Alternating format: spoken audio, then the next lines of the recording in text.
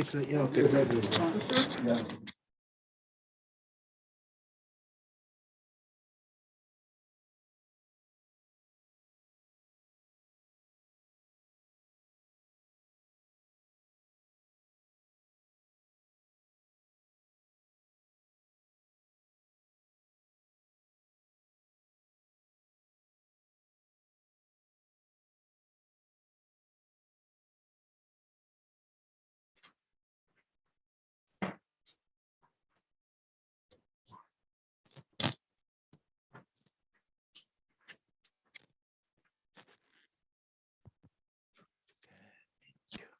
Test.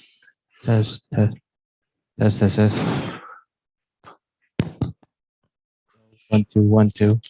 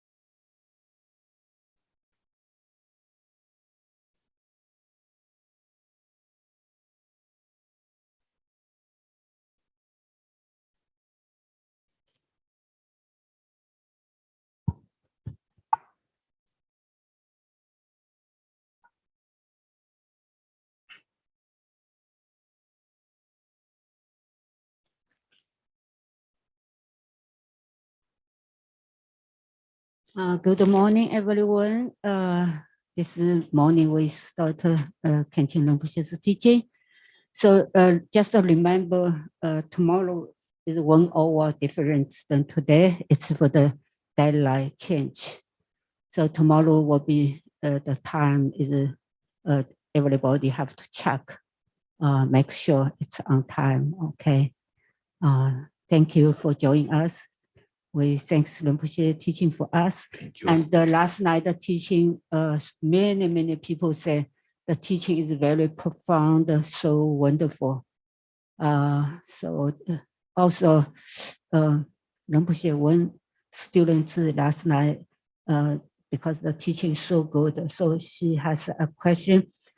Her friend love to listen to your teaching, but she didn't take a refuge for any other lamas. Okay. So it's okay to listen to the teaching? Oh, yeah. Okay, thank you.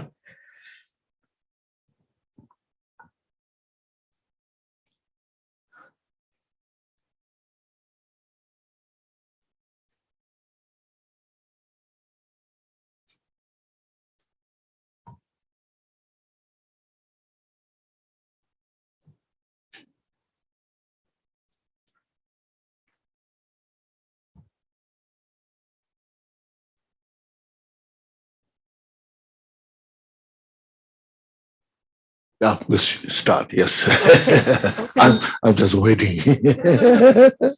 Okay, we're going to read opening prayers one time each prayer. Okay. All mothers, sentient beings, limitless as space, especially those enemies who hate me, obstructors who harm me, and those who create obstacles on my path to liberation and omniscience. Suffering, swiftly obtain precious, unsurpassed, perfectly complete enlightenment. For that purpose, until I attain Buddhahood, I will apply my body, speech, and mind to virtue. Until death, I will apply my body, speech, and mind to virtue. From today until this time tomorrow, I will apply my body, speech, and mind to virtue. I take refuge in the Buddhas until I attain the essence of awakening. Likewise, I take refuge in the Dharma and in the assembly of the Bodhisattvas.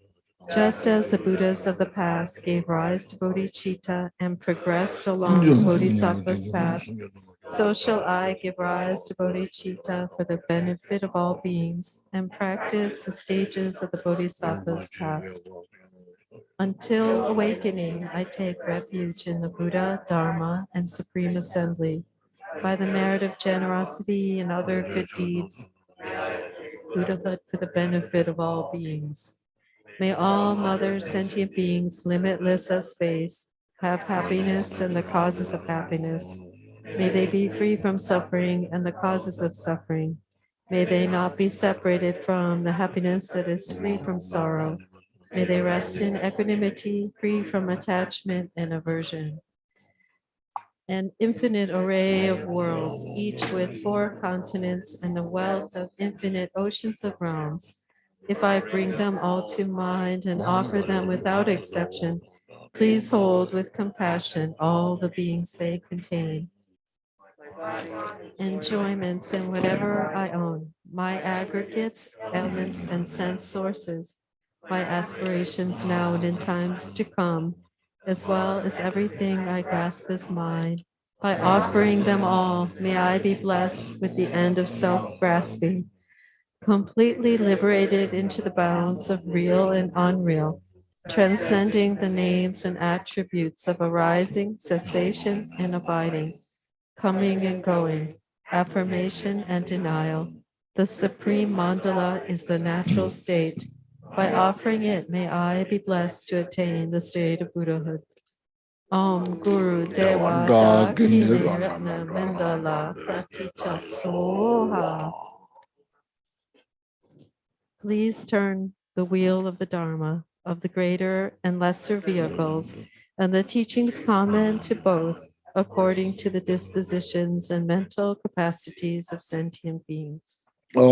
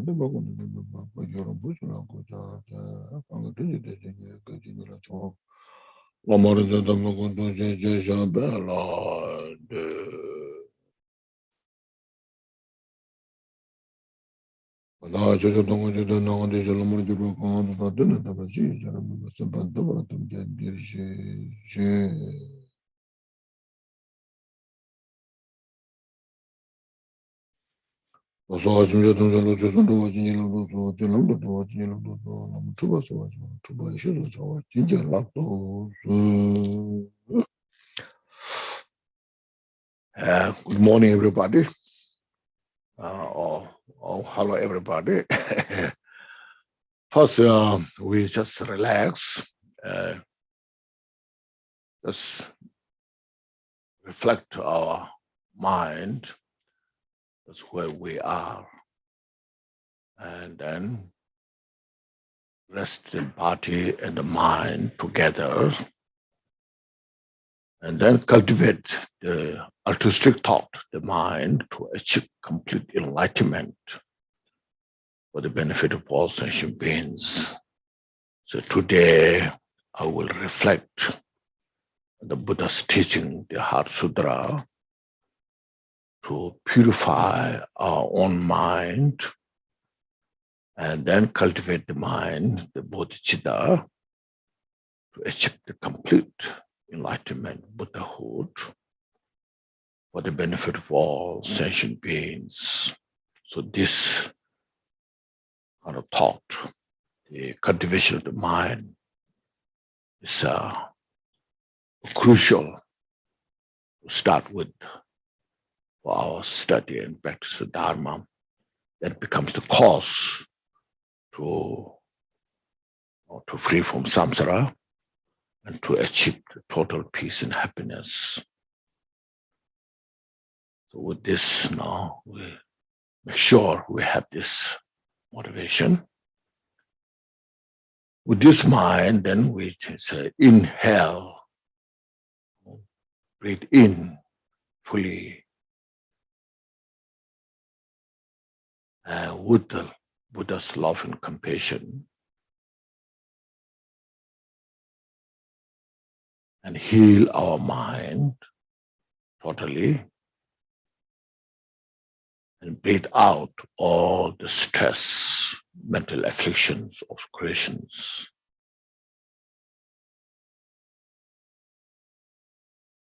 So this will help us to have the mindfulness of the mind, to reflect on the teachings.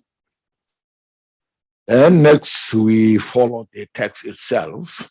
I will read and go through step by step. This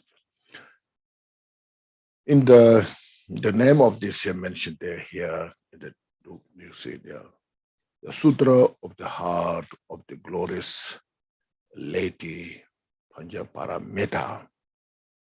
Here, the glorious lady, I think we should say this glorious mother translation. No, it's my suggestion. This is my suggestion. Panchaparamita is called in Tibetan Yumchamu Shiraki Paruchimba, the great mother, the transcendental wisdom. It is said.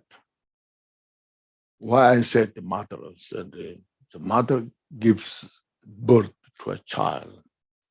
So this transcendental wisdom gives birth to the Buddha, Bodhisattva, Charavaka, Buddha. So that's why its mother maybe is more appropriate.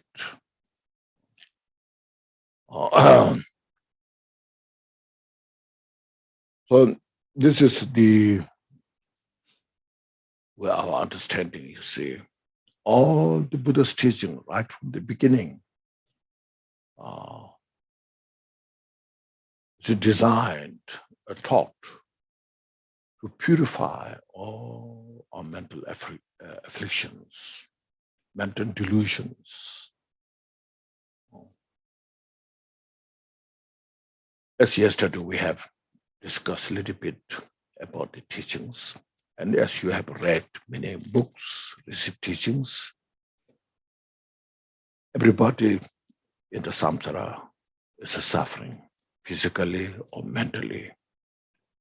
So all the root cause of suffering is mental delusion. We are confused to see things, how things exist. Our perception of the phenomena is called artificial. We don't see things as they are. As in the Heart Sutra, form is emptiness. We have to see the form, the nature of the form as emptiness. But we don't see the form as emptiness. We see the form as a concrete, real, tangible. No? So this is our confusion. That confusion is based on our ignorance. The ignorance makes the mind to see, everything's like real. Well, it is like changing. We don't see how everything's changing. Now in the impermanence, every second, every moment is changing. We don't see that how it is changing. We see as a real, as yesterday mentioned, So, I said this when I was young, this when I was, this, that, all this, something I'm just real. We're perceiving that. If I could see this when I was a child, now totally different. How much has changed? How much now is everything's illusory nature?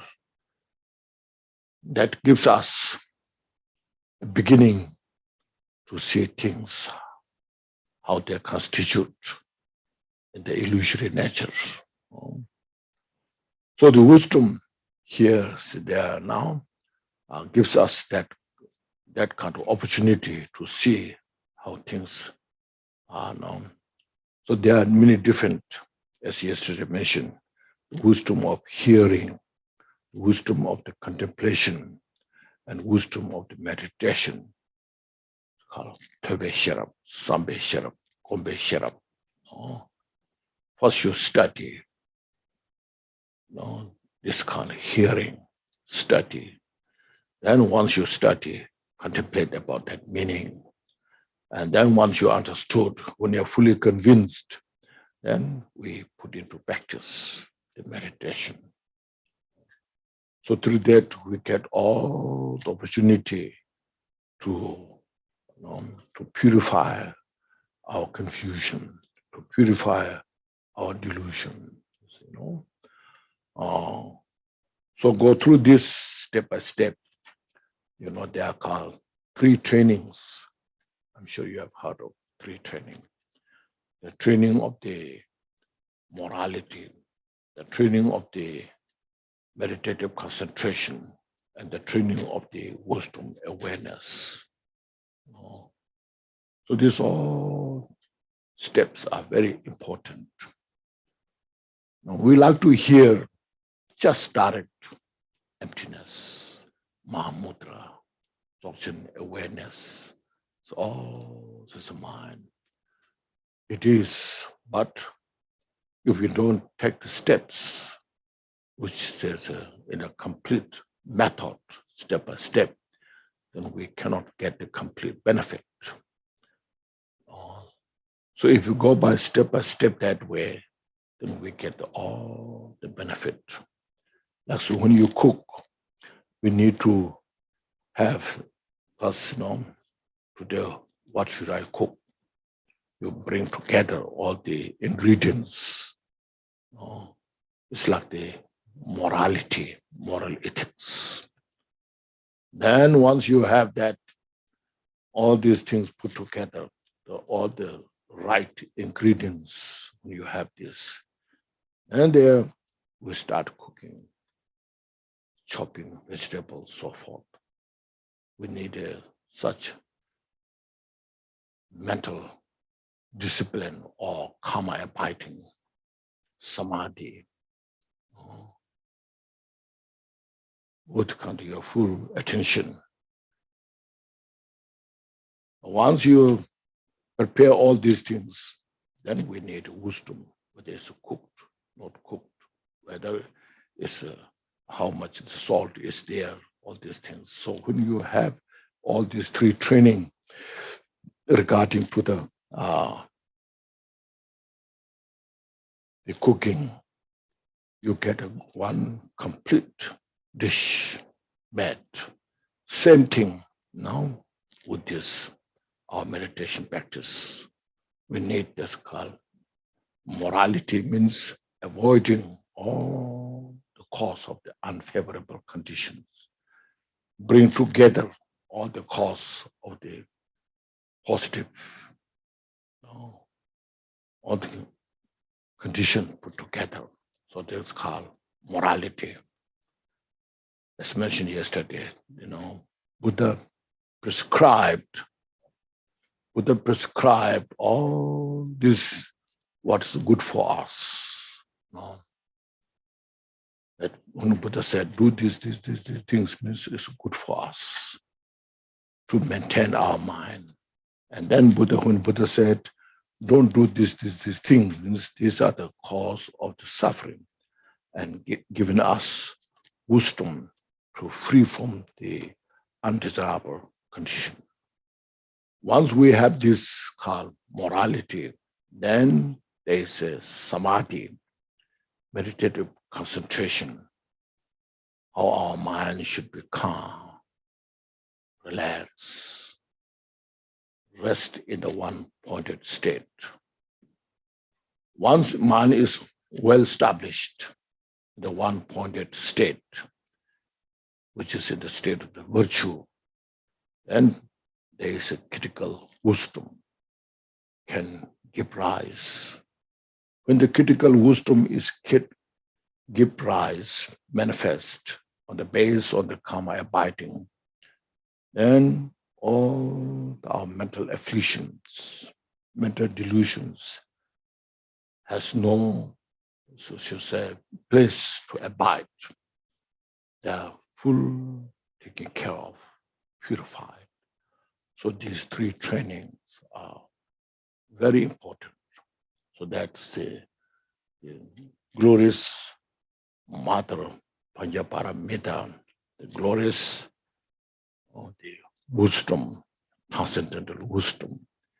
It is still like the mother who gives birth of our enlightened mind.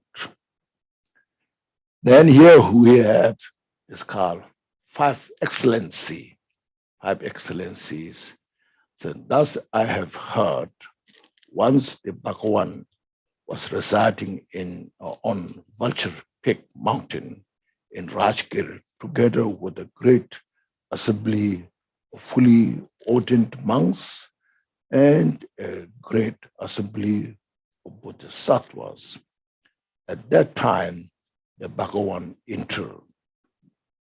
entered the samadhi of the enumeration of phenomena called the perception of the profound.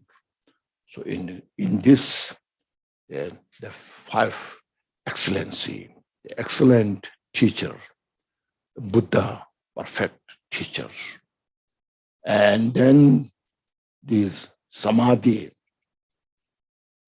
called perception of profound. That is the perfect Dharma teaching. And then that's the time, it's the perfect time. And the assembly of fully ordained monks and a great assembly of bodhisattvas, which shows both who are ordained and not ordained lay people. So bodhisattva, lay bodhisattva, or the ordained bodhisattva. So this five excellency. We should not understand that. It's not something mythical or somebody said so. Instead, has a complete, perfect condition. Buddha is there. And at that time, when Buddha was surrounded by all the assemblies of the Sangha practitioners, Buddha, the time, and then the assembly of the practitioners and the Dharma teaching. Okay. Dhamma Punso, Shu Punso, Dharma, and then the Kuru Sopa, Yu Sopa. Then the perfect place is called the Vulture Peak. That, you know? So these five all together with that occasion, then the teachings is applied. Now, samadhi of the enumeration of the phenomena called the perception of the profound. Perception of the appearance of profound. In Tibetan, we have called Samu Nawa Shizawa. Samu is profound. Nawa is appearance, something like. So profound means emptiness. There are two types of emptiness we should understand. No? Emptiness, you say, when you investigate, like this bell, as yesterday mentioned, when you investigate this bell, where's the bell? No, this, so you find it's just empty. Through all the dust particle, you look at the dust particle, investigate, as mentioned, like the scientists, the quantum physics theory in that. And then you find it's empty by nature. By finding the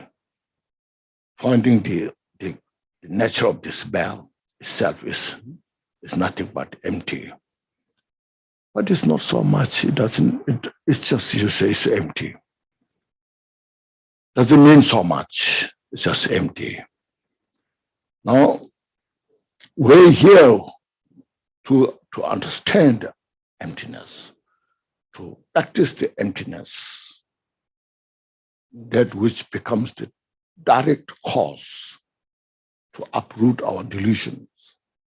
That emptiness is something related to the wisdom, our inside wisdom that realizes the nature itself. To have that kind of wisdom, it depends on many causes. As yesterday I mentioned, there's the two accumulations, the accumulation of merit and accumulation of wisdom. You know, you in the Mondo, you know that taking refuge and purification, Vajrasattva, and mandala practices, and Guru devotion, Guru yoga, and bodhicitta. So these are the conditions that we need to realize the emptiness. So emptiness is not something just mere empty. It's a wisdom that allows us to see all our delusions, mental afflictions are nothing but the nature is empty. When you realize that, then there's no cause of suffering. See, that's the purpose, you see. In the world, you see, everywhere is suffering.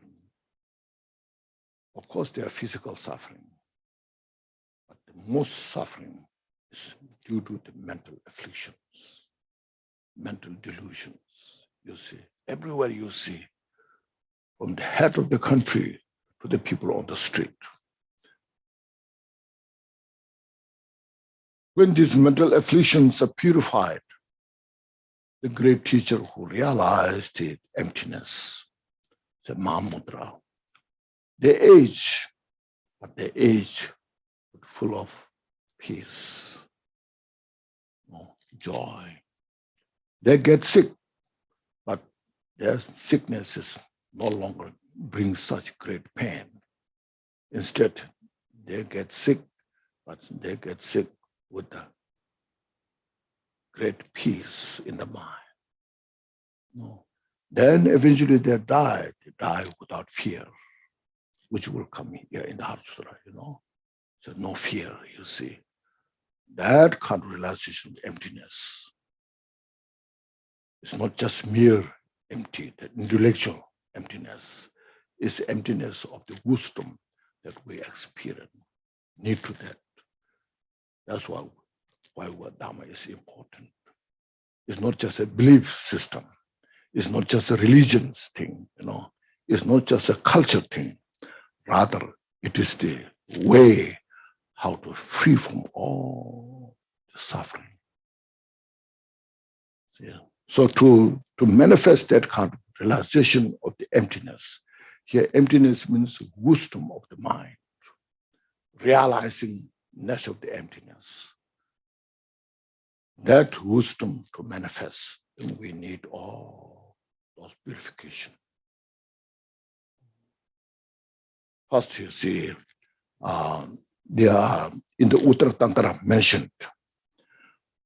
One need called unclenching devotion to mind teachings, Buddha's teaching. The mind needs such a powerful devotion to the Buddha's teaching. That's why we take refuge in the Dharma. Taking refuge in the Buddha, taking refuge in the Dharma. Then we need a wisdom to see the nature of the samsara. Samsara is nothing but state of suffering. And enlightenment state is total freedom of the suffering. So we have to have, even before we realize the nirvana, even before we free from samsara, we need that kind of wisdom to see this. So, second. Third, we need great compassion to all the sentient beings. Because if the sentient beings, as just mentioned, everyone in the samsara are within the state of suffering. They are physically suffering and they're creating the cause of suffering. While they are experiencing the suffering, at the same time, they keep creating the cause of suffering. So the vicious cycle of the samsara unending through this. So develop such a great compassion. With this compassion, the third, then fourth need, as I mentioned, samatha, the samadhi, meditative concentration. The samadhi is indispensable to kindle the light of the wisdom.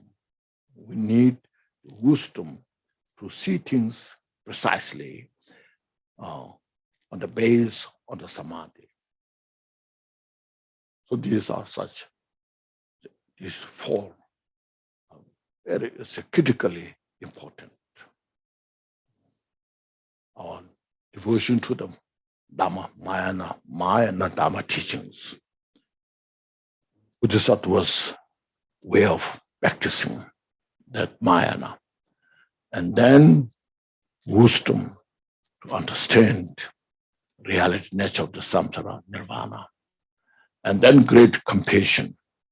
So that great compassion is based on the loving kindness. Then on that base, then developing the samadhi, meditative concentration. So these four are the very important causality to develop the ultimate bodhicitta, to realize the Heart Sutra teaching, the wisdom. So that is first we need that. So that's the perception of the profound. The Buddha was meditating at that time, or enter into the Bhagavan means Buddha. Bhagavan means the blessed one.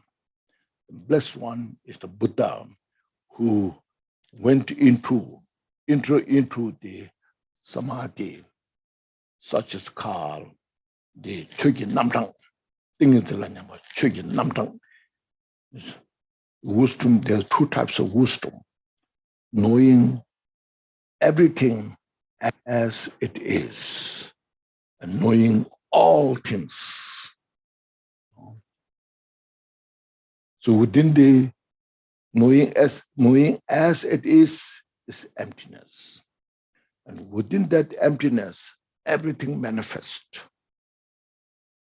So there's what's called omniscient, knowing all, omniscient. So that's what here is saying, Buddha. The profundity nature of the Buddha's mind is total realization of the emptiness.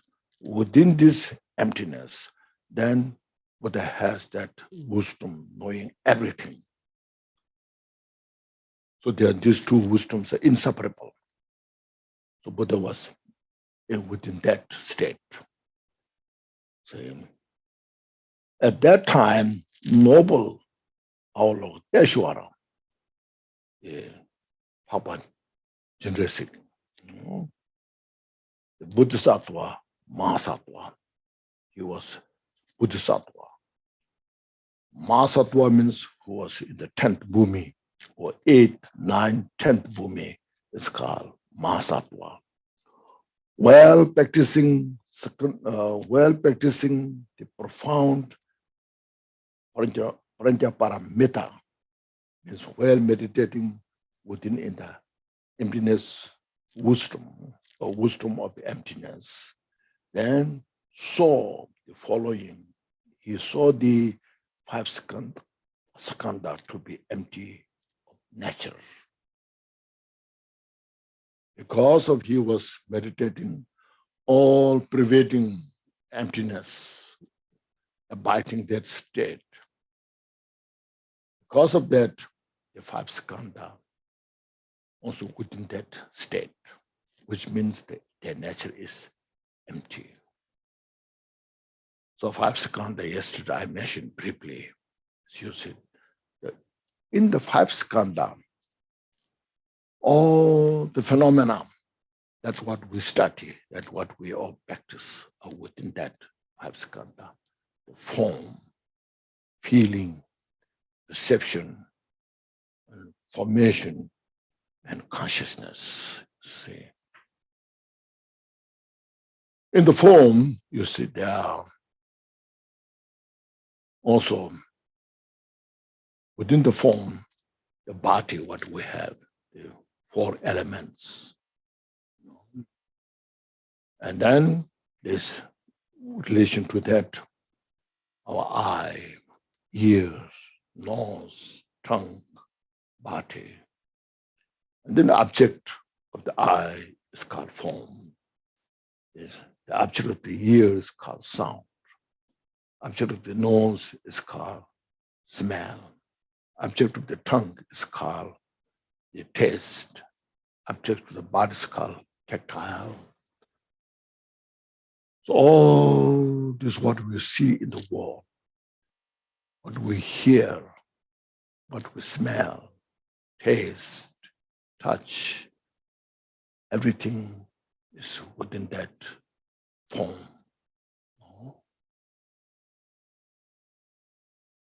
So it's very inclusive, all these things in the world. You can see all the aeroplanes, trains, cars, and the internets, what you can see, what you can hear, all within the form. It's a big subject, you see. All the play of this. As you mentioned, since it is empty, so manifest and give. Every time there's something new. So anyhow, our Lord Deshwara, Chandrasik.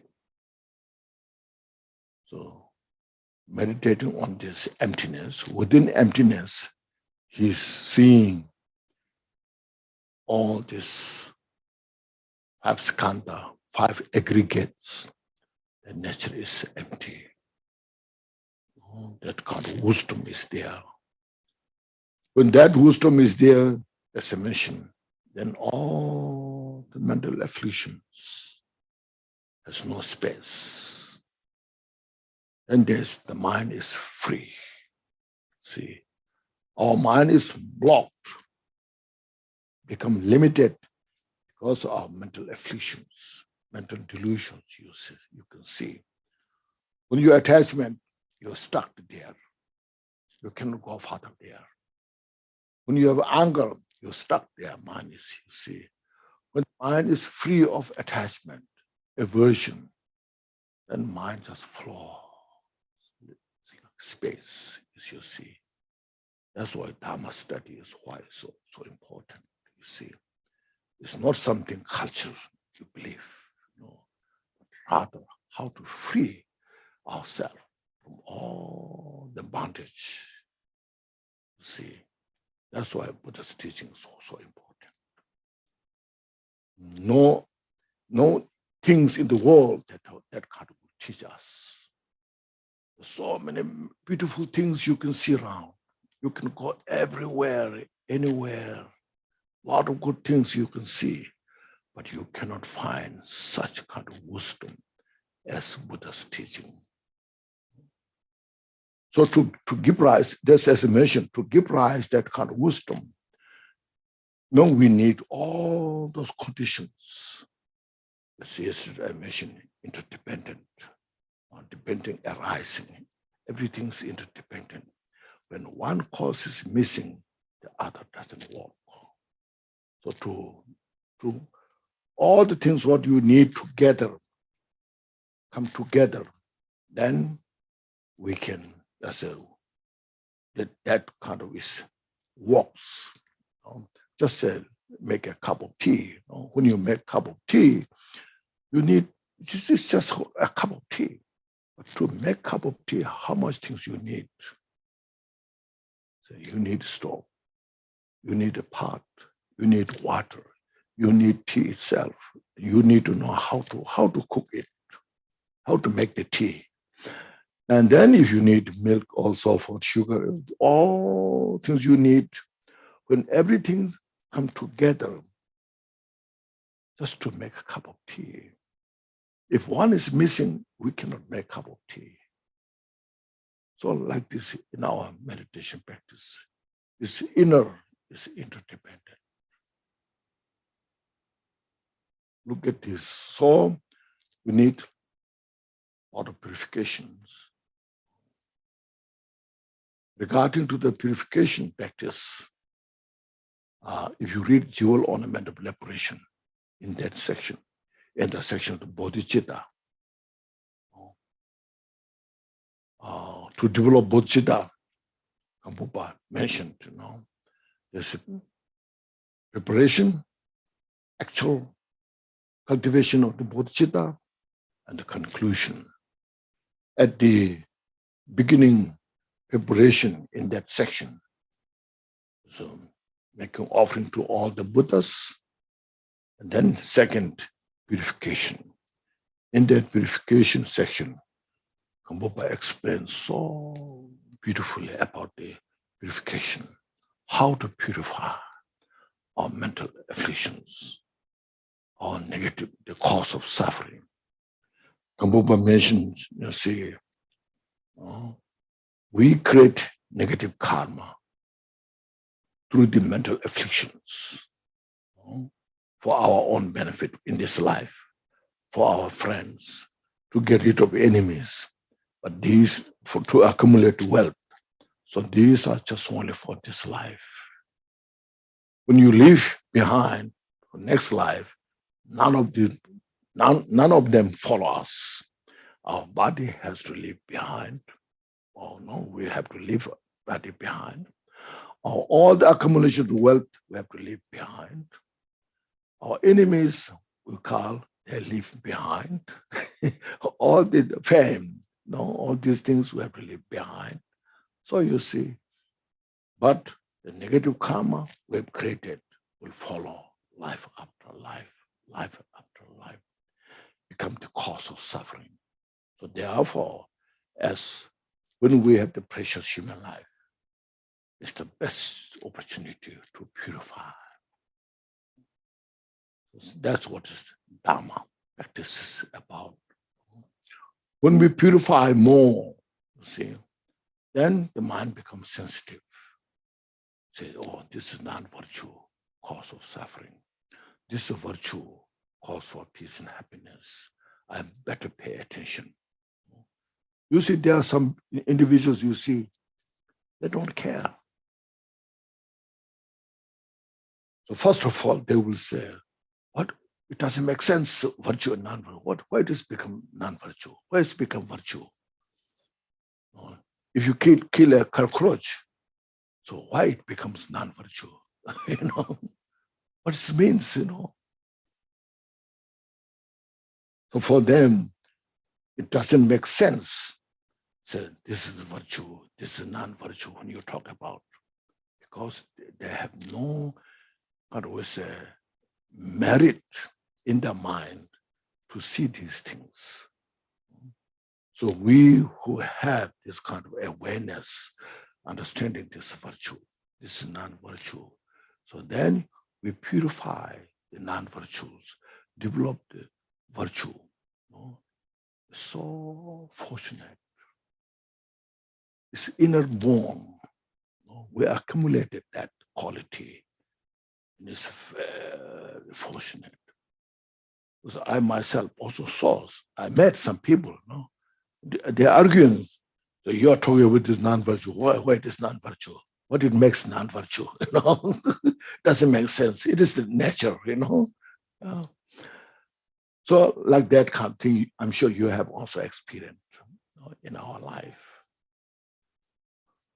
So we need to purify as much as possible. Well, we have this opportunity, feeling of so fortunate, and then practice the Dharma teachings. That's that he saw the 5 skandhas to be empty of nature. So empty of nature, as yesterday I mentioned also briefly, is one not making empty, which is not, but we have to understand how everything functions within the emptiness. So by nature, so as yesterday I mentioned, the sound of the bell, how the sound, we can hear the sound, but it's nowhere, it's everywhere. You can see the nature itself is empty. So all this phenomena you can see, it's like reflection of the moon in the lake. The moon's reflection in the lake, you see very precisely, clearly. If you try to touch the reflection, you cannot touch. You can see it.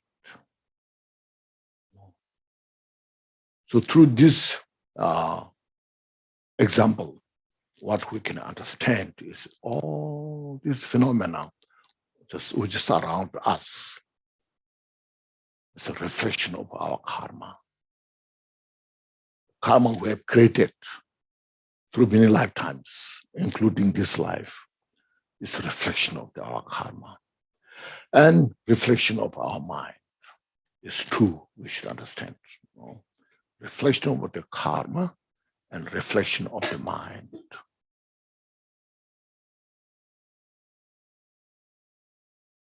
So like this regarding to our, let's say, the 6 realms of the suffering of the 6 realms, you see, that we call hell realm, hungry ghosts, animal, human being, demigod, God realms.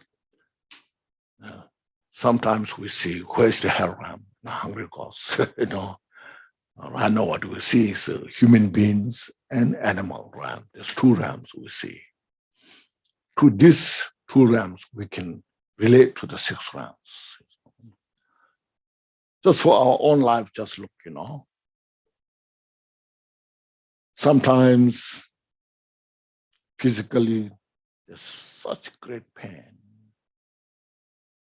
torturing. I see some people, I met some people, they say, they have such great pain.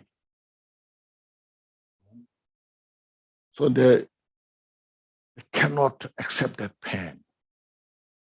So they inject through this spine. Have you heard of that? It's an inject through the spine to get the relief from that pain. So that kind of pain is like a hell realm. You see, that is self, you see. Also mentally sometimes real, traumatized. And you feel now there's no hope. So that kind of feeling in the mind is like hell realm. Then, see, sometimes you feel hungry, literally, really hungry. Or sometimes in the mind, you feel, say, I have nothing. What should I do? How I should survive? See, lot of fear there, like a hungry ghost. Even you may have enough, but in the mind, there's a lot of fear. What if that happens? There's a hungry ghost, mentally, physically there. And animals, you can see it. Sometimes in our mind, also we feel stupid. Well, you're meditating there, chanting mantra. Then sometimes you feel, what I'm doing here, wasting my time, I should be doing something else. This chanting mantra or sitting, watching breath doesn't make sense, So feel like so stupid, like animal. Then as a human being, well, so no need to mention about who are suffering of aging and so forth. And then sometimes the mind involves with a lot of jealous, the demigod. And sometimes you feel this life is so beautiful. Good weather, like today I see now good weather is coming. So it's like a God realm, So we see as a human being, we have all the experience of the six realms. You should understand that, So, so look at these suffering, reflect. I'm not saying everything's bad, but we have to understand where our life is about. So that will help us to study, practice Dharma, will help us to inspire Dharma study, practice.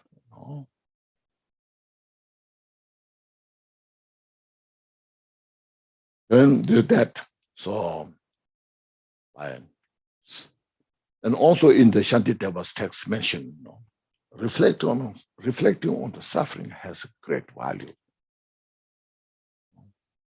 Gives us opportunity to develop compassion to all the sentient beings, including our family. When our family is going through suffering, how much you care, how much you will work to free them from suffering. You are concerned. So then expand the mind to all the sentient beings, to develop that kind of mind, compassion. So because of suffering, we get that kind of great opportunity to develop compassion. And then look at the suffering in the world. It's because of the suffering, looking at the suffering, the cause of suffering is non-virtue. So it gives us wisdom to see the non-virtue, the cause of the suffering, and encourage us to free from this all non-virtue. So these great value, mental qualities can give rise, reflecting on the suffering. So suffering we should not take as always negative. Rather, it's opportunity. Reflect on opportunity, manifest there all the wisdom and compassion, good qualities. So this we always should reflect about the impermanence. reflect on the suffering of the samsara, reflect on the causality of the samsara, called karmic, is called inexorable karmic causation, and infallible karma and cause. Karma result and is the fruit. So as 5 skandha to be empty of nature. So there are 5 skandha. Before seeing the nature of the emptiness, first to understand all these things. Then through the power of the Buddha. So here power, in Tibetan we have this, two power of Buddha's blessing, we should say, but through the power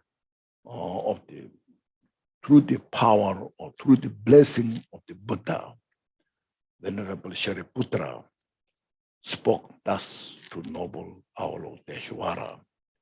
The Bodhisattvas, Mahasattvas, train,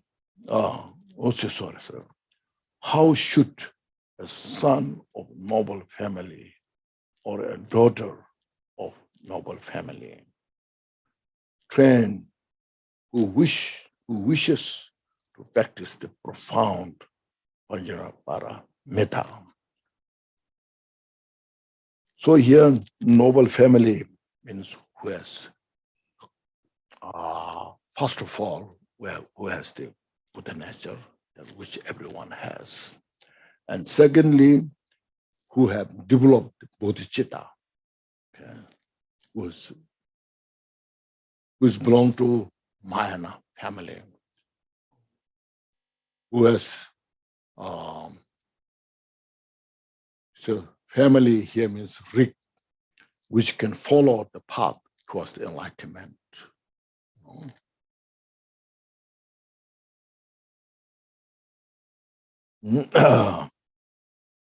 Which is the profound, it is the profound Vajrapara metta.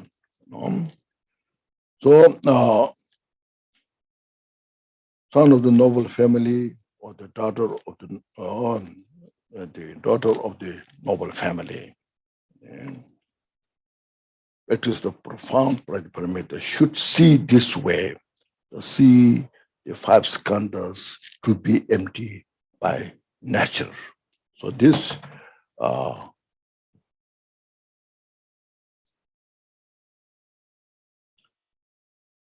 now noble Avalokiteshvara says this way, response to the Shariputra. Now we should understand that those who are interested to free from samsara, to achieve enlightenment, to realize the wisdom of the emptiness, then should see this. All these phenomena is empty by nature.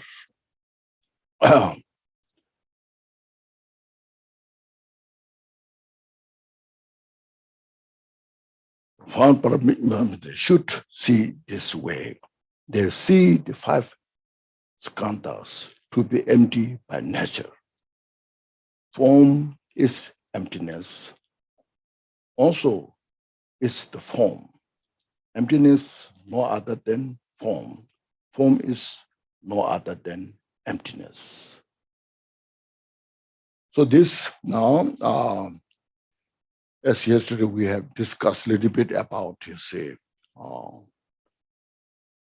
all these things that we see, the nature is inseparable from the emptiness. Inseparable from emptiness is not just making empty, but rather see as empty, empty of the mental afflictions, empty of what we see things that itself is not different from the emptiness. But we have to have the wisdom to see that So that's why I say form is emptiness. Now, when we intellectually investigation of the form as emptiness and realization of the form as emptiness, so that first we investigate how everything functions within in the emptiness as the quantum physics theory. Then after that, when we put into practice, realize ourselves. So where I am, what's me? Where's myself? Realize that, meditate on that, and you see that my holding of I is nowhere. I cannot find as I'm grasping.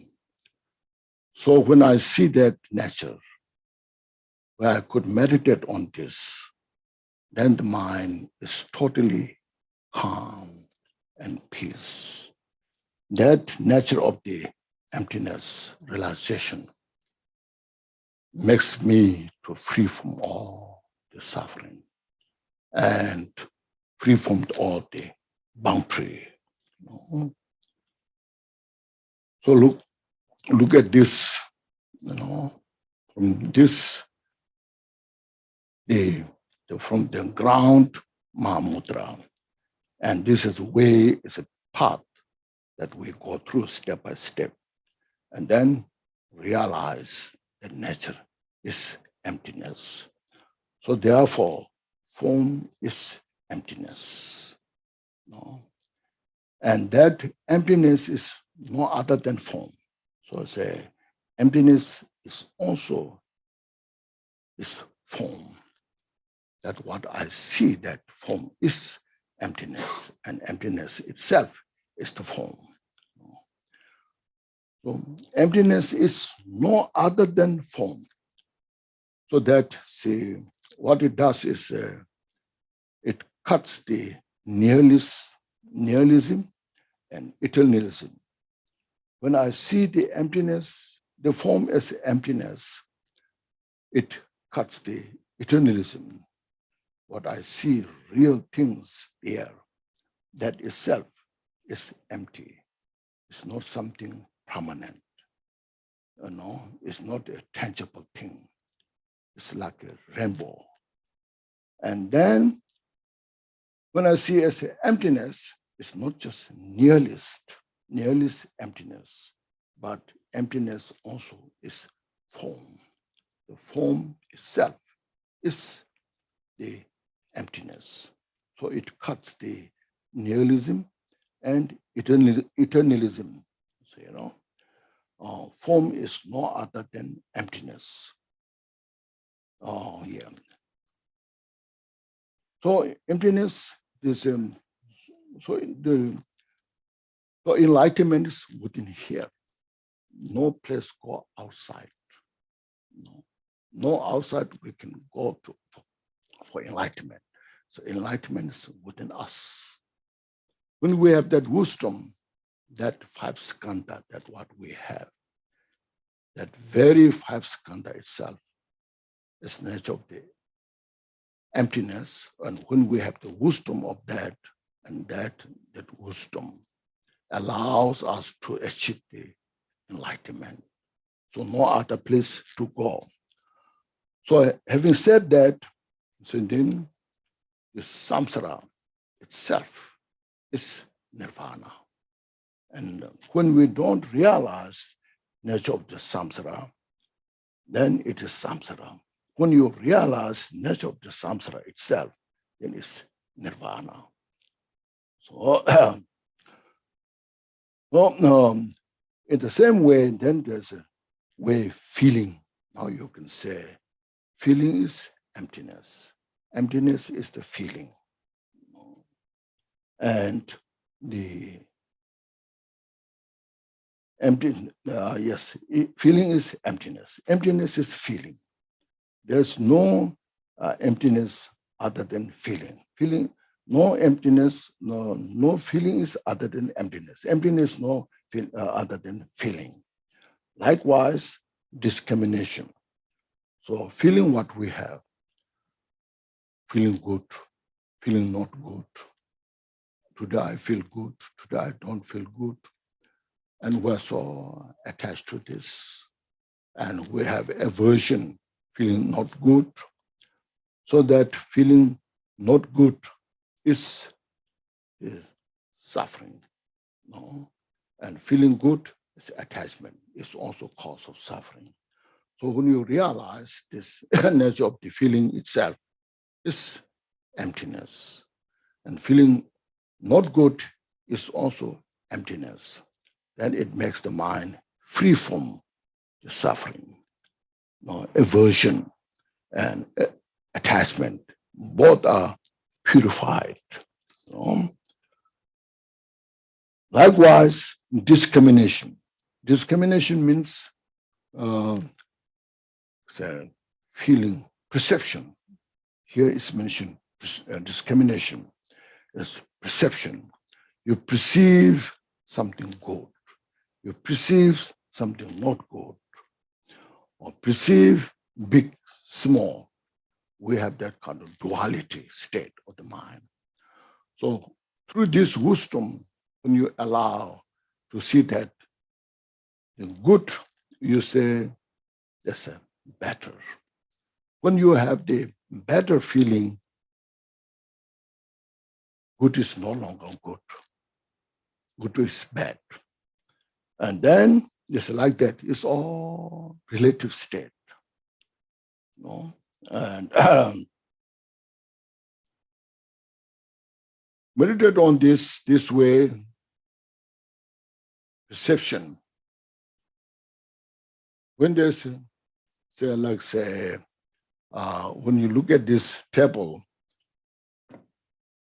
here's a Vajra, Table is long, bigger. And the bell, this Vajra is small, you see. Then you see, when you look at this table, this is no longer big. This is smaller because of this.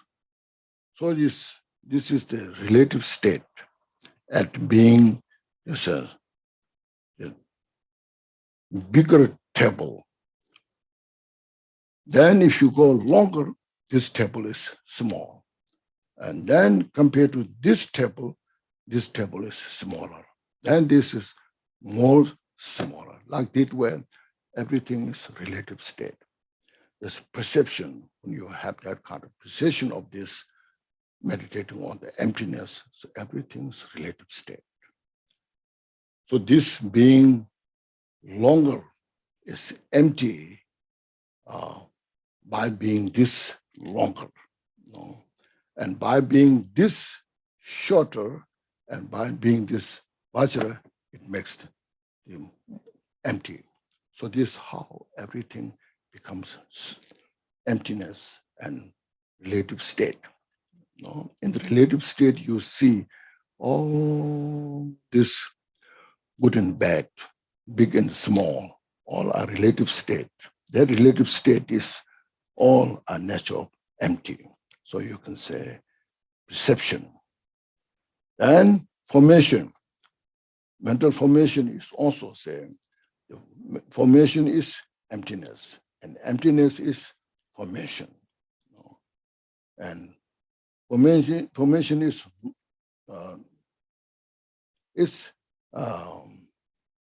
formation is emptiness. There's no emptiness than formation. Formation is no other than emptiness. Likewise, consciousness is emptiness. So these five skandha, look at this, all five skandha, look at this and meditate on the nature of the emptiness. Then mind is free from all the boundary. And then there's nothing to attach to. There's nothing to have the aversion. So when the mind is free from the aversion and attachment, then you see all are just all pervading wisdom. It's the realization of the emptiness.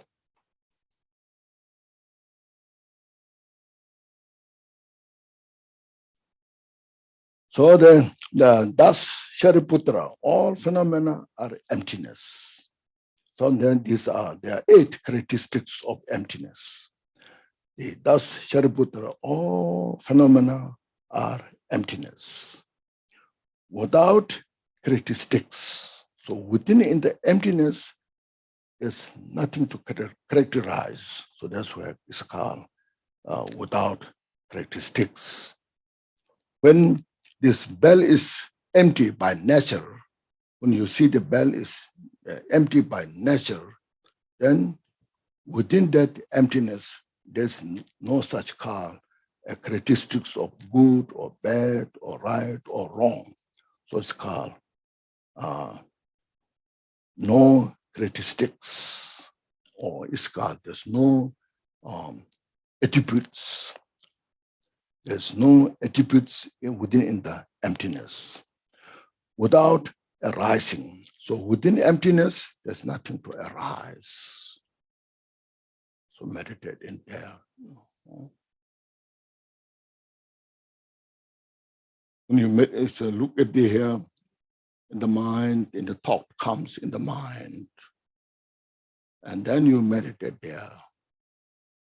All the thought arises in the relative state, but that dissolves into emptiness. And that dissolving into emptiness itself is arising. So there's no separation of emptiness and arising. So there's nothing to arise. Means there's nothing to hold on. There's nothing to grasp. Holding, grasping, nothing. You just reflect there, meditate. So that is the characteristic of the emptiness, nothing to rise. So without arising, without ceasing. So when you see the mind, it's the thought itself. Since that nature itself is emptiness, there's nothing to cease. So emptiness itself there's nothing to, it's because of the being emptiness, there's nothing to arise, there's nothing to cease. So without ceasing, without stand. So that mind itself is pure. So there's no stand to purify because the stand itself is empty.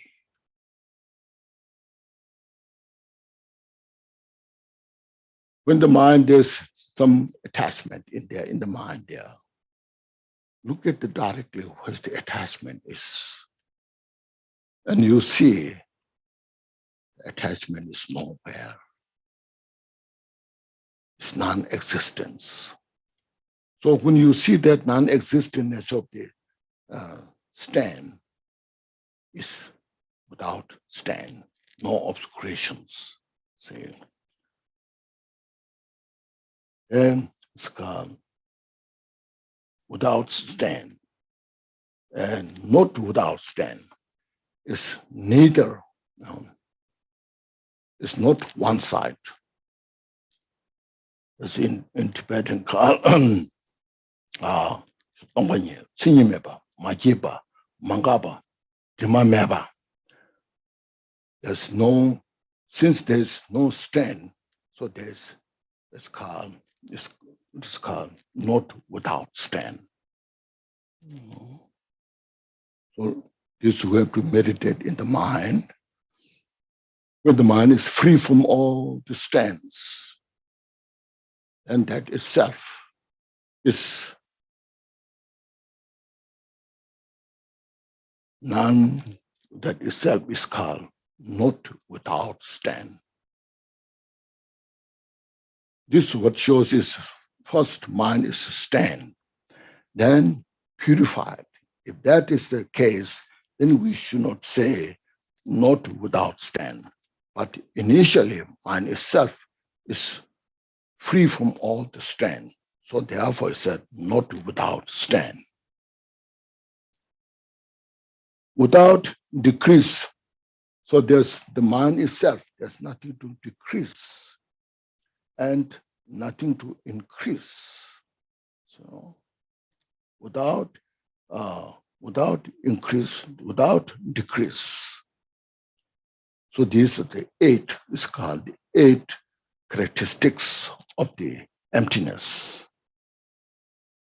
8 characteristics of the emptiness. The emptiness is described, not just mere empty. We have to study on this, like, why there's characteristics, where there's no arising, where there's no ceasing, where there's no stand, or nor without stand, without decrease, without increase. The pure mind itself is where it is, where it abides within the mind, within the emptiness. When you realize the mind as empty, then you can see all the qualities of the mind.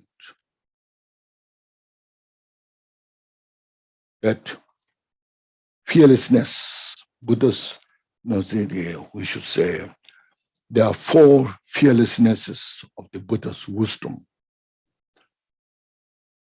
When Buddha said, I attain Buddhahood, there's nothing to purify. Everything is purified. Within there's nothing to purify. So nobody can come to Buddha say you have not purified. So Buddha has no fear to say that I have purified all obscurations. When Buddha said, I know everything, when Buddha said, I know everything, that means Buddha knows all the nature of the samsara and nirvana. And there's nobody can come to Buddha say, you don't know this. No. So this all developed within in the emptiness, realization of the emptiness. No? When you see, when Buddha lead the sentient beings towards the enlightenment, if you cultivate bodhicitta, this will lead you towards the enlightenment, Buddhahood. There, nobody can come say to Buddha, no, bodhicitta will not allow you to achieve Buddhahood. See? Then, with the aversion, with the ignorance, when Buddha said, if you have ignorance, if you have the aversion, you will not free from samsara. Nobody will come to Buddha say this will, no, the ignorance is not the obstruction for the enlightenment. Ignorance is not the impediment for the enlightenment. Nobody can say that about it. Nobody can come say no, say challenge to Buddha. So Buddha is that's what's called free from all the fears. So because of the realization of the total emptiness. So of course, on the way to Buddhahood, there are many levels of the realization of the emptiness. Like say, which will come later. The so no, step by realization of the emptiness. But when you achieve Buddhahood, all this is now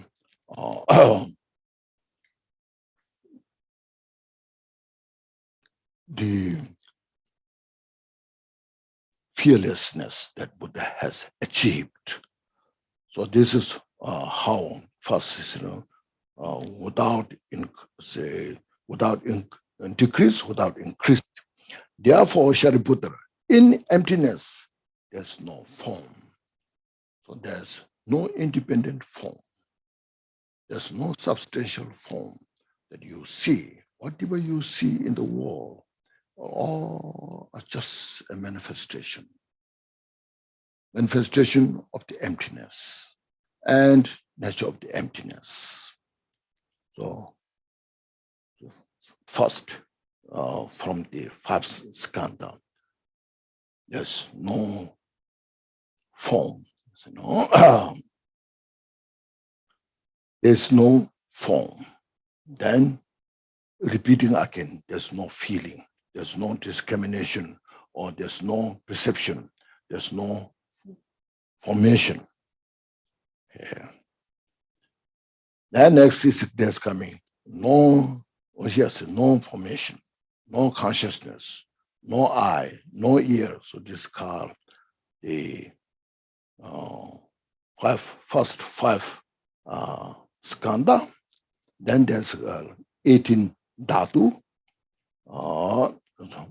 18 dhatu.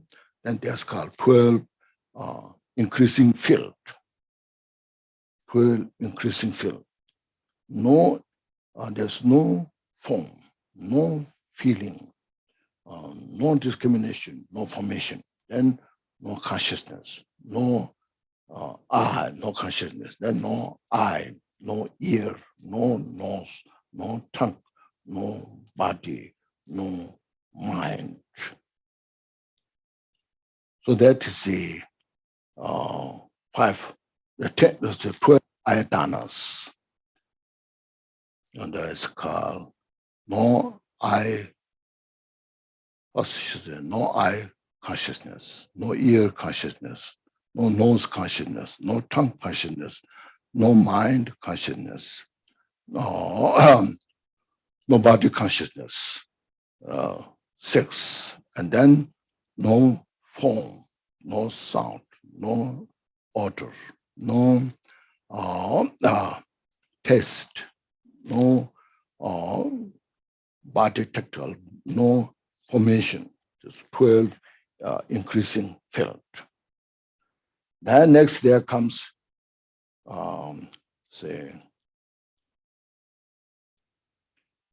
18 dhatus. So no mind, no form, no sound, no smell, and no taste, no tangible objects, no phenomena. So these the 12 ayatanas. Then there comes 18, as mentioned, 18 dhatus. No eye dhatu, up to no mind dhatu, no dhatu of phenomena, no mental consciousness dhatu. So these, they are 18 dhatu or 18 elements is called. That all of us say, no eye dhatu, no eye element. Eye element, and no eye element, no ear element, no nose element, no tongue element, no body element, no consciousness element.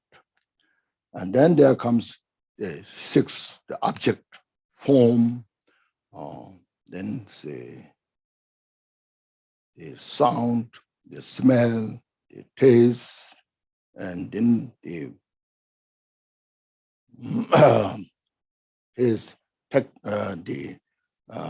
tangible object and the phenomena. Then next there's eye consciousness, ear consciousness, no consciousness, no tongue consciousness, the body consciousness, mental consciousness. So this makes the 18 elements. So all phenomena are divided into these three categories. The 5 aggregates, 12 ayatanas, and they call 12 increasing field, or the 18 dhatu, or 18 elements. So these all within in the emptiness. But as mentioned, it's not just mere empty. It's how everything functions within the emptiness. Within the emptiness, all this classification, all distinctively, you can see it, you can understand each and every one, what is play within the emptiness. So to realize this, then we need that wisdom to see their nature, how they are functioning within in the emptiness.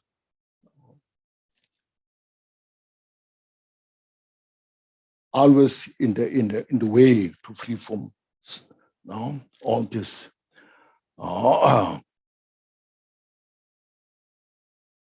to free from all the boundaries. Say.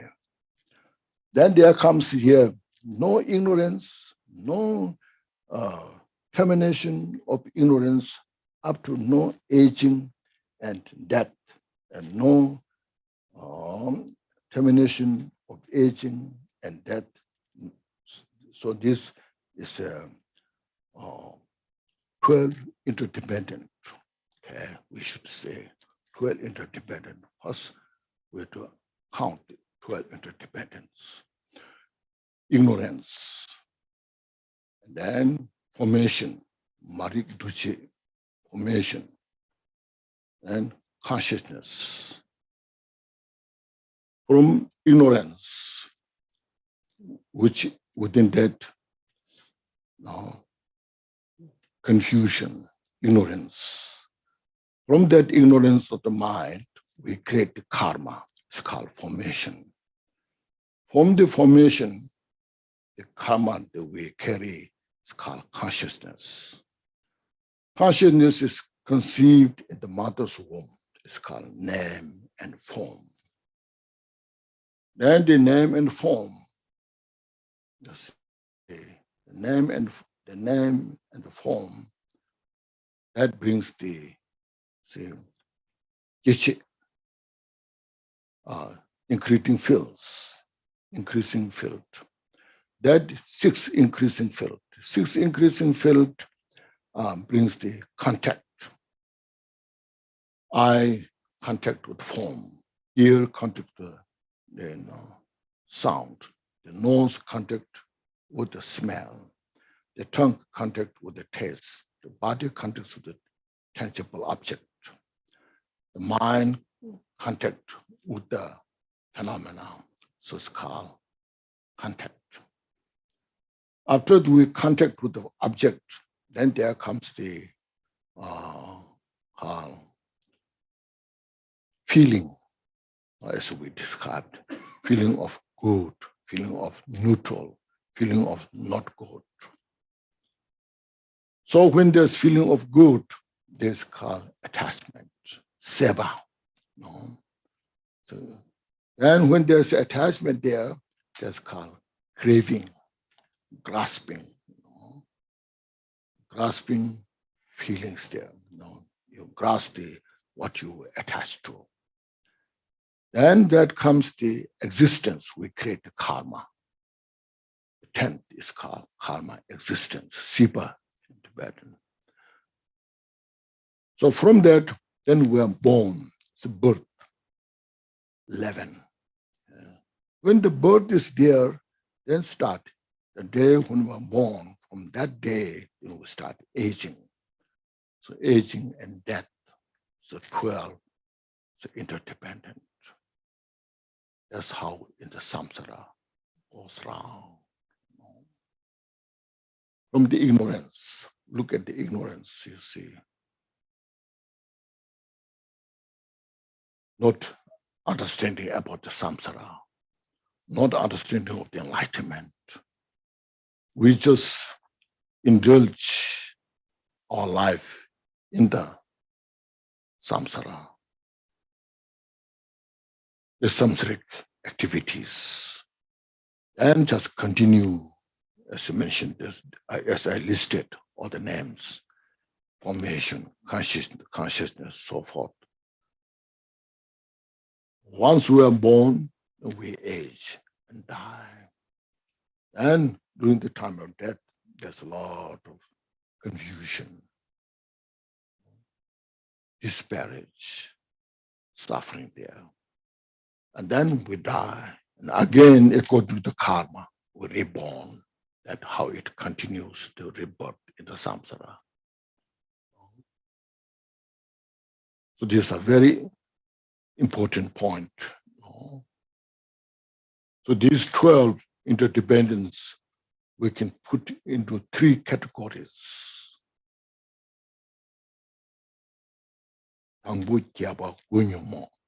First, ignorance. The 8, craving, or say, attachment. The 9th, craving. These 3 are mental afflictions. And then Nipa Jupa Lendas, the second is formation, and the 10th is existence. So these 2 are within in the category of the karma. Once we have this mental formation of these 3 emotions and the 2 karma, then they manifest the result, the suffering, consciousness, and then name and form, increasing field, contact, and birth and aging within the context of the suffering. So you can see how samsara is continued that way. Life after life, life after life, due to lack of the wisdom. Oh, so can you repeat? No. Now, when you have wisdom, such kind of wisdom, when you have, you see the ignorance. Where is the ignorance? The saying, no, here is mentioned, no, as no.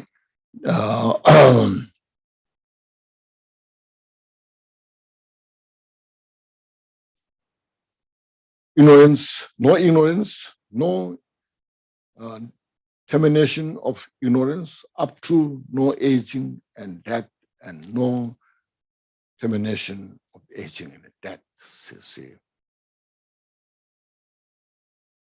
When you look at this nature of the ignorance, where the ignorances exist, now as earlier I mentioned, this 2, karma abiding and wisdom awareness, synchronize the mind with the shamatha and the critical insight. When the shamatha and wisdom awareness, when they work together, so where is the ignorance? You cannot find ignorance anywhere. So, as I mentioned, like say, when you use the bell, when you ring the bell, then you say, oh, it's just play of the causes and conditions. So not understanding of that sound, that interdependence of this sound and the bell itself. Ignorance is not access anywhere. So when you realize that ignorance is not exist anywhere, God, he says here mentioned termination. It says it. Termination. Termination means purified. It's called non-existence. When you realize non-existence of the ignorance, then you see you understand all the rest. There's no reason to create karma formation. There's no consciousness to carry the karma. Then you don't reborn or say conceived in the mother's womb. And then through that, step by step, all the rest of the 12 links are dislinked.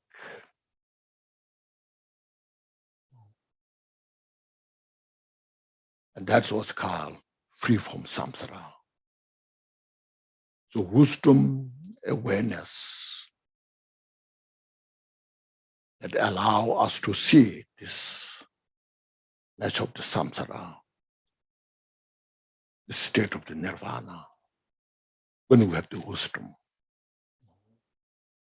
We cannot say samsara is nirvana when we have not realized, see, when we have not realized samsara, the nature is empty. No, this is nirvana. But when we realize samsara is nothing but all are interdependent, interconnected.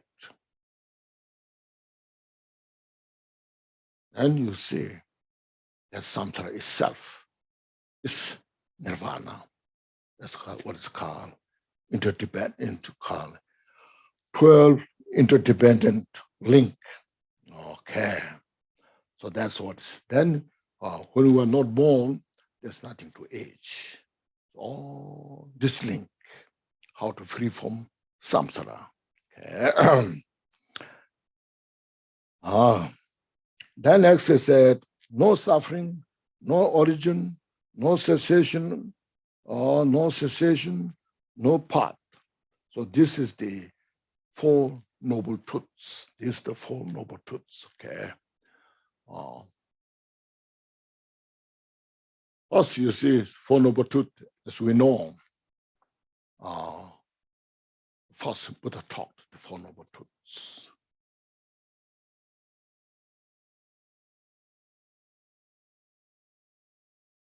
Since we are suffering in the samsara, so Buddha introduces us. You should know these are the suffering, and you should know about the suffering. So there's a suffering of change, pervasive suffering.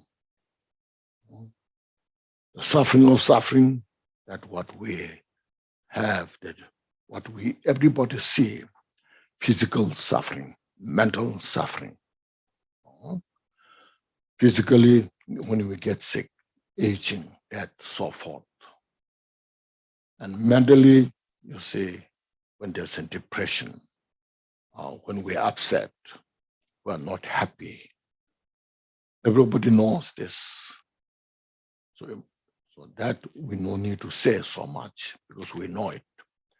But suffering of change, you see, all the samsaric peace and happiness, they don't last long. They change into suffering. Like a weather. In the morning, very good weather, sunshine, pleasant, not so hot. So it's beautiful, but that doesn't last long. When the cloud comes, when the rain comes, when there's rain, cloud comes, then we start the suffering of change. Let's say, when we are hungry, we know I'm hungry, I'm suffering.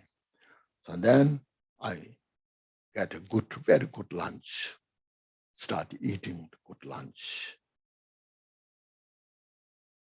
I feel so happy. I got such beautiful lunch, If that is really cause for my happiness, more I eat, happier should I be. But if I eat too much, it changes to suffering, suffering of change. Or another words, which say, I got a good lunch, so I'm happy. But after some hours, few hours, again I feel hungry. So that happiness doesn't last long. So suffering of change, you know. So all the samsara look around, everywhere. Suffering of change.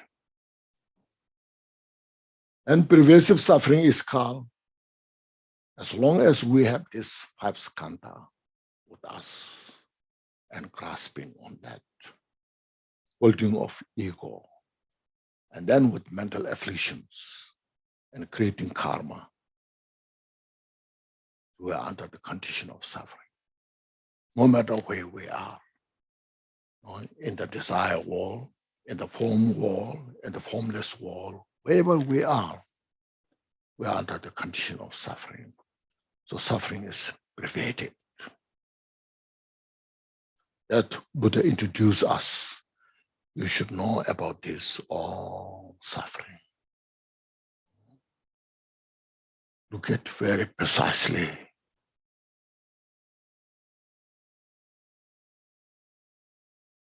So don't attach to your happiness in the samsara.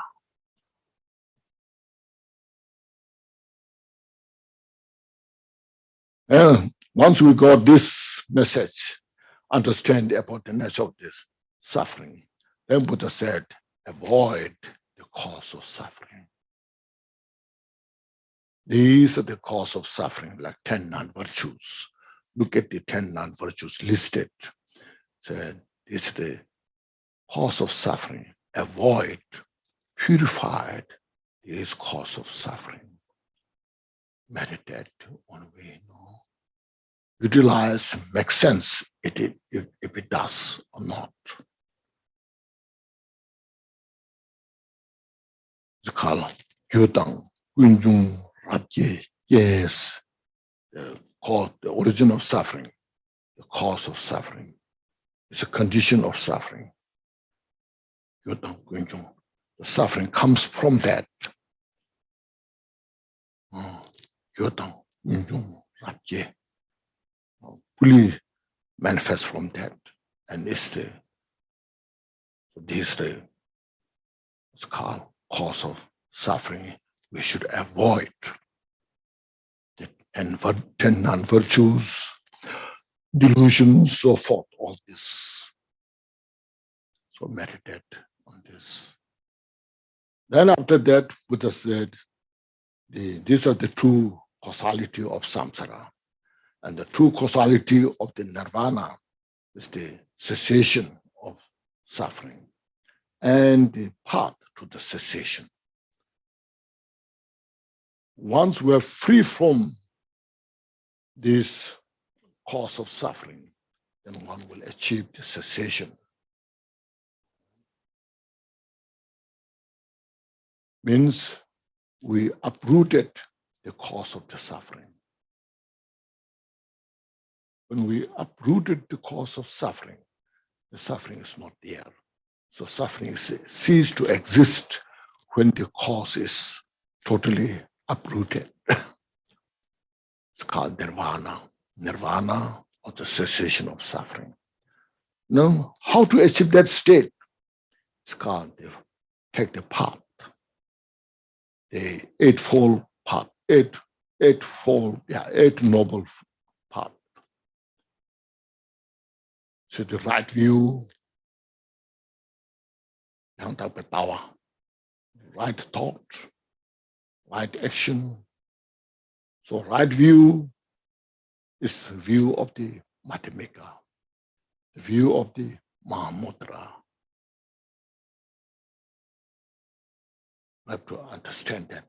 We have to use that as a path towards the enlightenment.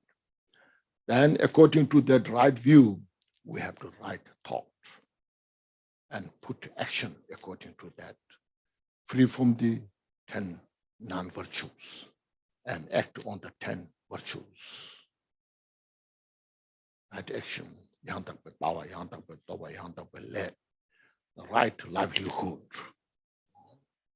and then say right effort, right mindfulness, right samadhi, meditative state. So this is the 8-fold path that we take as a method to achieve the cessation, to purify all the cause of the suffering.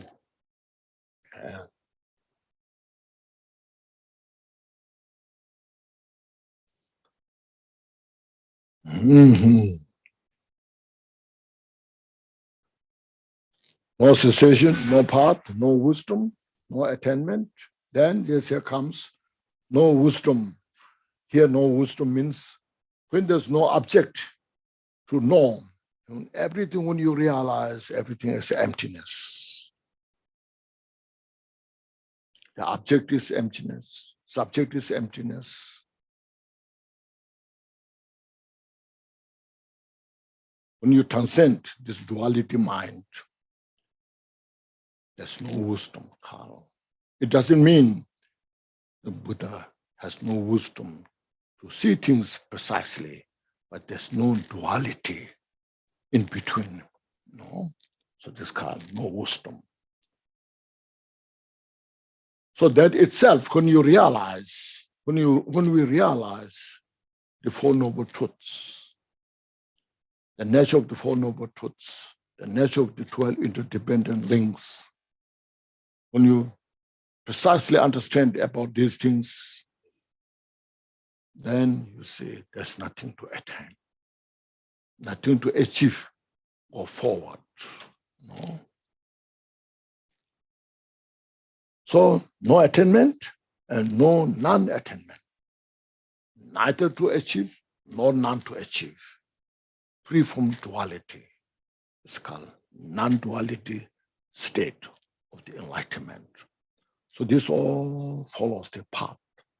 The path is here as just I have read, Gate gate paragate parasam gate bodhis, gate gate 2, paragate 3, parasam gate 4, bodhi 5. So it's called the 5 paths that we go through. No? So this morning may be here, and this time, if you have any questions, if you have, okay. Yes.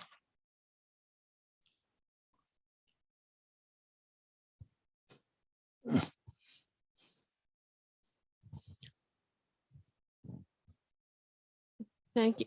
What? Yes. Oh, thank you for a beautiful teaching. Okay. We're so fortunate. Okay. So everything you said applies to the dream state also. Dream state. Yes. Now we have the waking dream, the sleeping dream, and the bardo. Uh-huh. So during the waking dream, I can think about these things and try to become awake from this dream. But in the sleeping dream, I haven't achieved what we call being lucid or awake, knowing I'm dreaming. I have good dreams and sometimes blessing dreams. Okay.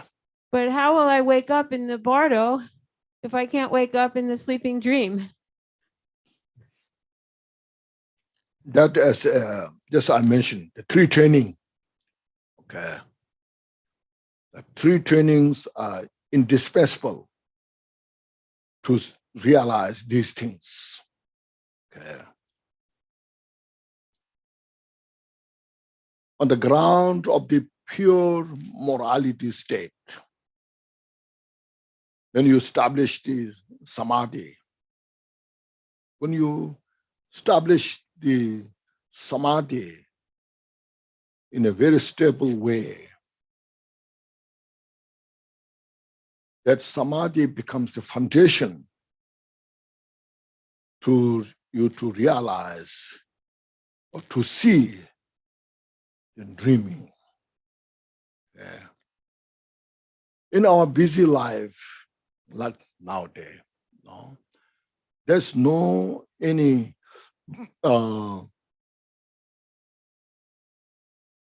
way to see that because the mind is so busy.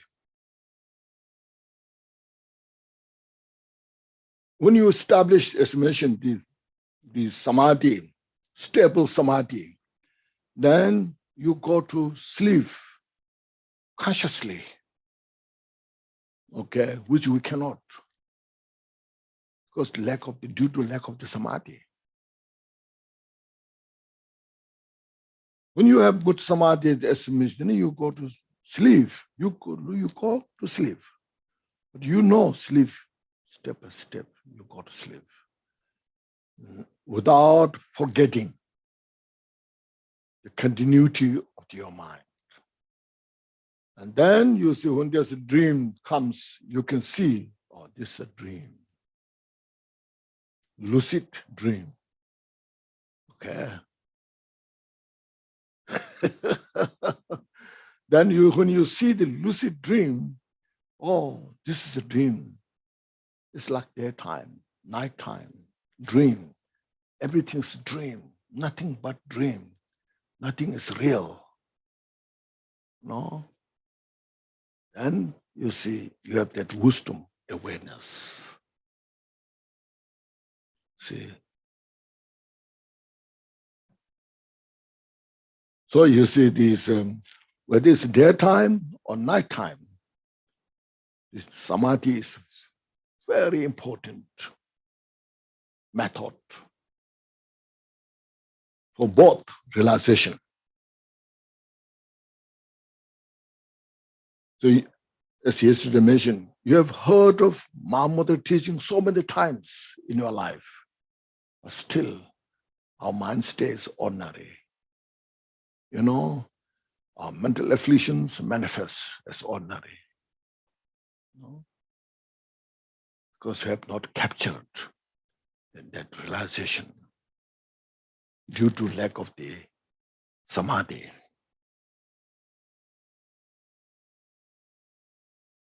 Sometimes when I realize this life is a dream, Yes.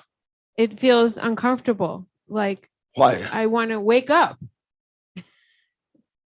Now you already wake up. Things don't seem real. Things don't seem real because it's a dream. So I want to be able to wake up.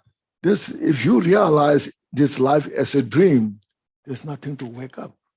It itself is wake up. Okay. Thank you for the blessings. Yeah, there's nothing to wake up beyond that. No, that itself is wake up. You see, everything's dream.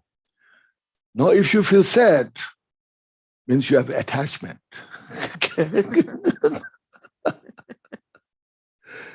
You have attachment to this life. Oh, life is dream, like a dream. Now there's nothing to attach. I feel so sad, you know.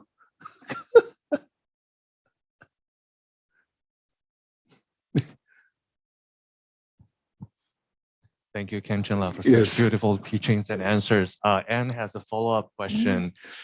She's basically saying, like, in the daytime, I don't feel there's a samadhi that I have achieved. Yes. But in the dreams, she's actually encountering like frightening scenes. Yeah. And she calls out to the guru.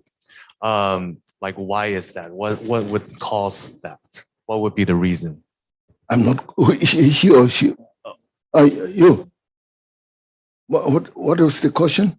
Oh, so she's asking, like, she doesn't think she has samadhi in the daytime. Oh, daytime. But during the dream, like if there's some like bad things happen, then you calls out to the guru. Call guru. Or call the bodhisattva. Oh, and why is that? First of all, it's a good thing, you know. You have a kind of say devotion to the guru. It's a very good potential, positive, you know. And then say,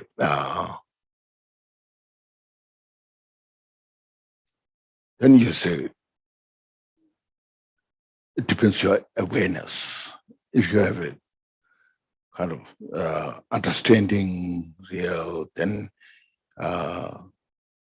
you call the guru, and request the blessings. And then you say,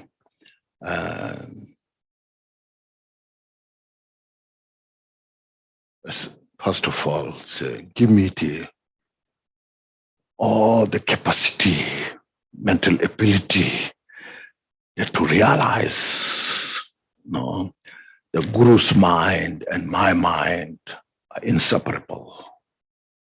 You see, as we have here, Guru Yoga. Guru Yoga practice means about that. When you visualize, like here in this first page, when you have this short Guru Yoga there, you visualize, so here in this case, Jigta Sungwin in front of you, you supplicate. First you take refuge, cultivate bodhicitta in front of that. And then you supplicate. After that, Guru's compassion, blessings, and your devotions, due to this interdependent, you receive 4 empowerments, step by step. Purify your physical obscurations, and then verbal obscurations, mental obscurations, and receive the 4th empowerment. Then after that, Guru dissolves into light, just dissolve into you, and you become inseparable. See, this is Guru devotion. It's about that. So through this, you utilize Guru devotion, not just as I want this, not just that one. That's the what you call method. A method to unite your mind and the Guru's mind. Guru's mind means Buddha's mind. Okay, here Guru is not something physical thing. It's Buddha's mind. So Buddha's mind unite your mind, your Buddha nature. So when Guru's mind is dissolved, Guru's is dissolved into you. So now my mind and Guru's mind are inseparable. So that means your Buddha nature is now become inseparable. In the part 2 teaching, if you have read, there's called clear light. Have you heard of clear light? The mother clear light, the sun clear light. So your meditation practice is called sun clear light. And then your fundamental basic nature itself is called the mother clear light. So your practice, Guru uniting into your mind, is the practice way to your meditation practice is the sun clear light that to unite your fundamental Buddha nature.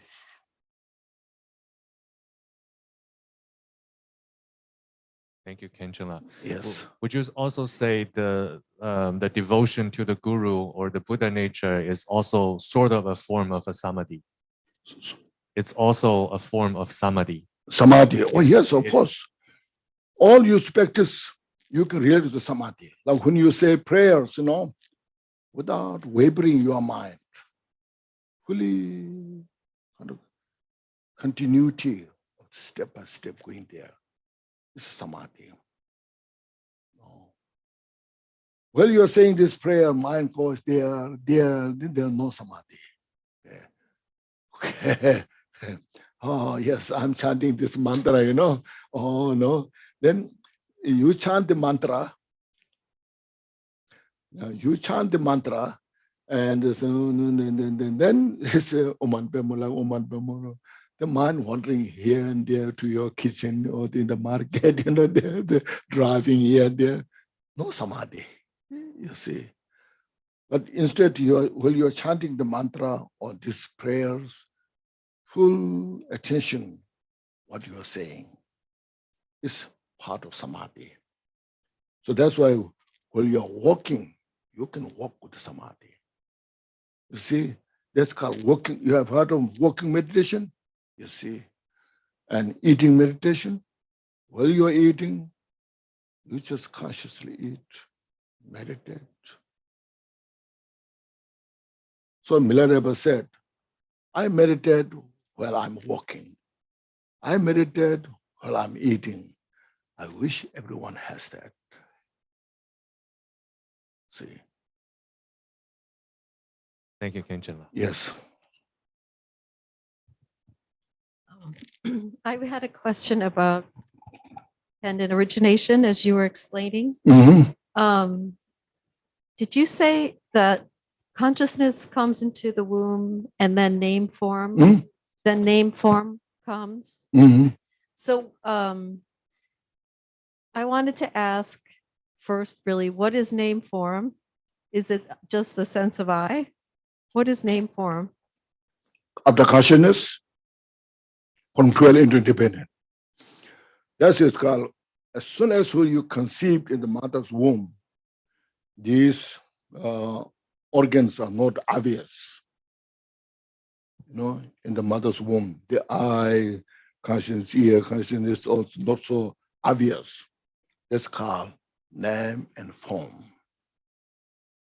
Form is the form that, just the moment is conceived as form. Within the name, then the other 5 skandha, the feeling, the perception, formation, consciousness there. But we call name because it's not obvious.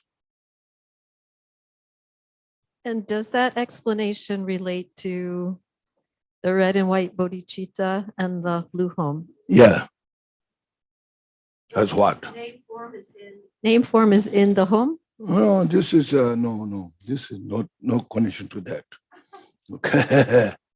This is wisdom and method. The red is wisdom, the white is method. Or red is wisdom, the white is compassion.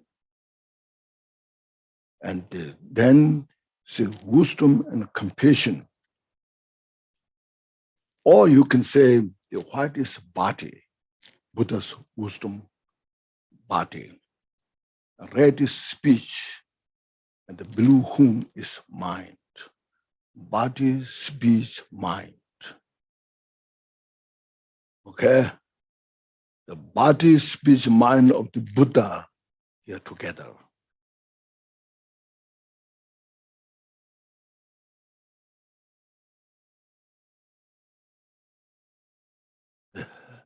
Also now, method, wisdom, and the hung is which realizes the nature of this wisdom and method.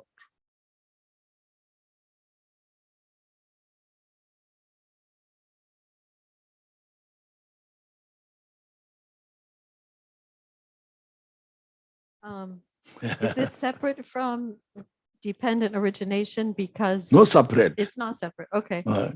Everything is within in the framework of the interdependent. Okay.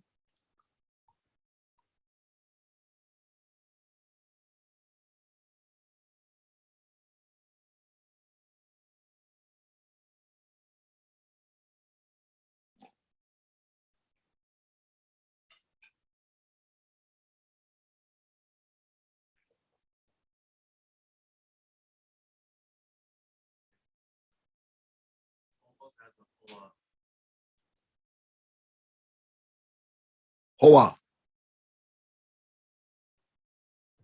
Yeah, thanks, Khenchen La. I have a similar question to Sandy's, which is, how may we apply the principle that you taught in the Heart Sutra with, for example, the home syllable visualization? Home The- civilization. Yeah, home visualization, because Gyaltsen Rinpoche has taught many times on the home visualization, either on heart chakra or the navel chakra. Like how do you apply the principle we learned here, the emptiness, with that? It's the same thing,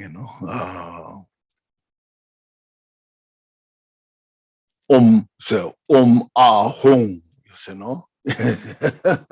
As I mentioned, home, is the body, is the speech, and home is the mind. So, no? And then both body, speech, mind can dissolve into the Hung. The Hung then from bottom upwards dissolve into emptiness. You see. So that's what this means. It's all phenomena which we will discuss more. All are within in the mental state. Okay. Directly or indirectly, this whole samsara nirvana is the mind. In the Khenchen, in the Khenchen, there's one virtual statement. It's called Kunde Chugu Rangi Semnang Semga Nawasam Korwa Samsara Nirvana, Kornde Samsara Nirvana, all phenomena of samsara nirvana.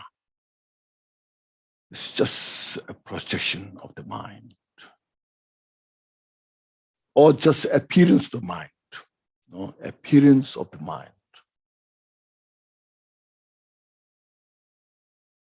So we can discuss this afternoon about those things. Okay.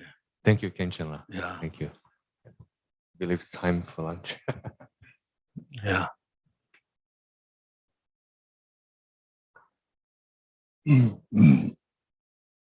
Okay.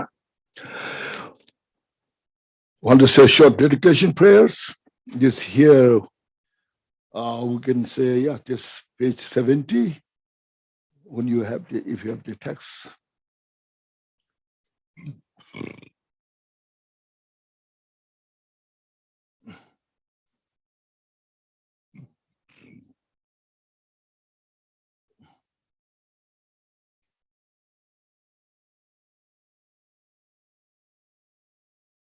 Yeah, also I want to go through this this afternoon or tomorrow, this dedication prayers. It's really so good. All the teachings are here, Glorious, holy, venerable, precious, kind, beloved root in lineage lineage lamas, divine assemblies of the Yidams, assemblies of Buddhas, Bodhisattvas, Vedas, Yoginis, Dakinis, and Dakinis, dwelling in the 10 directions. Please hear my prayers. May all virtues collected in the 3 times by myself and all in samsara and nirvana and the innate root of virtue not result in 8 worldly concerns, the 4 causes of samsara, or ripening as a state of the Shalvaka or Patika Buddha. May all material sentient beings, especially those enemies who hate me, mine, obstructors who harm, maras who mislead the words of demons, experience happiness, be separated from suffering, and swiftly attain unsurpassed, completely precious Buddhahood. By the power of this vast root of virtue, may I benefit all beings through my body, speech, and mind. May the afflictions of desire, hatred, ignorance, arrogance, and jealousy not arise in my mind.